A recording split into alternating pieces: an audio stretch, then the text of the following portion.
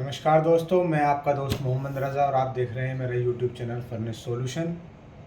तो आज का टॉपिक क्या है कि एल्युमिनियम के कौन कौन से प्रोडक्ट में कौन कौन सी और कितनी रिकवरी आती है। जैसे कुछ लोग फ़ोन करके मेरे को पूछ रहे हैं कि सर मेरी भट्टी रिकवरी नहीं दे रही, मटेरियल 80% का बता रहे हैं, मिल उसमें 60% का रहा है, और बियर कैन में कितनी आती है, कैप्स में कितनी आती है, वायर में कितनी आती है। तो इसी बारे में आज बात करेंगे हम लोग। सबसे पहले बात करते हैं कि फर्नेस की, यानी कि अभी क्या है कि कोई फर्नेस है, आप कोयले पे चला रहे हैं और कोयले पे चलाने के बाद में आपको रिकवरी नहीं मिल रही है, तो उसमें एक ये भी बात हो सकती है कि आप कौन सा मटेरियल चला रहे हैं, या कोई ड्रॉस चला रहे हैं, या बियर कैन चला रहे हैं, या कैप वगैरह का एल्युमिनियम का मेल्टिंग का प्रोसीजर कर रहे हैं बट रिकवरी नहीं आ रही। इसमें क्या है, सबसे बड़ी बात है कि आप इसको मटेरियल को अपने को फाइनल कैसे कर रहे हैं, या फाइनल करने के लिए क्या क्या चीज़ आपको चाहिए होंगी और क्या क्या प्रोसीजर आपको फॉलो करने हैं। तो इसमें क्या है कि जैसे कि आप बियर कैन वगैरह या एल्युमिनियम के कैप या होल्डर वगैरह चला रहे हो, या फॉल पेपर वगैरह आप चला रहे हो, तो इसमें रिकवरी 85% की आ जाती है मिनिमम, कम से कम 85%। अब इसमें क्या है कि आप इसको फाइनल कैसे कर रहे हैं, तो सबसे बड़ी बात ये भी है, वो फाइनल करने के लिए हमें कौन कौन सा प्रोसीजर या क्या क्या केमिकल या किस तरह का केमिकल यूज़ करना है। कुछ लोग तो मिट्टी, अपनी खेत की मिट्टी ली, ज़मीन की मिट्टी ली, उसी से फाइनल कर देते हैं। कुछ लोग नौसादर भी कर देते हैं। कुछ लोग हार्ड कोक का कोयले को कूट कर उसे ऊपर से डाल के हीटिंग प्रोसीजर कर लेते हैं मटेरियल फाइनल करने का। मगर इसमें क्या चीज़ है कि इम्पैक्ट मिलाने वाली क्या चीज़ है कि हम उसको कैसे मतलब कि फाइनल करें या कैसे करें।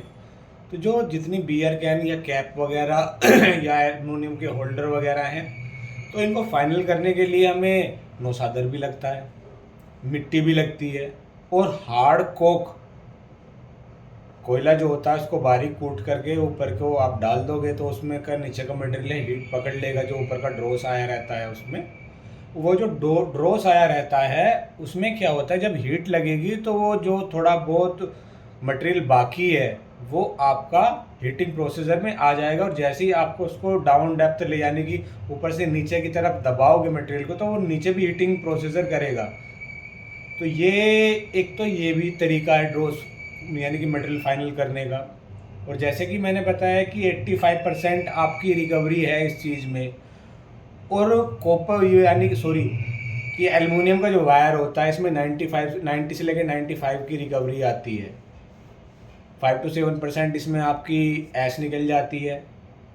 ऐश को आप ले जाइए अपने पबलाइजर मशीन पे, वहाँ पे तुड़वा लीजिए, तो उसका बारीक राख बन जाती है। अब बारीक राख को कहाँ यूज़ करना है और कैसे यूज़ करना है, उसमें भी 85% एल्युमिनियम ही होता है। अब उसकी रिकवरी के लिए हम सॉफ्ट मटेरियल लेंगे, क्योंकि वो भी सॉफ्ट से निकला है तो सॉफ्ट में ही जाएगा। अगर हार्ड में गया, पुर्जे में गया, तो बेकार है, क्योंकि उसमें सिलिकॉन की मात्रा बढ़ जाती है हार्ड में।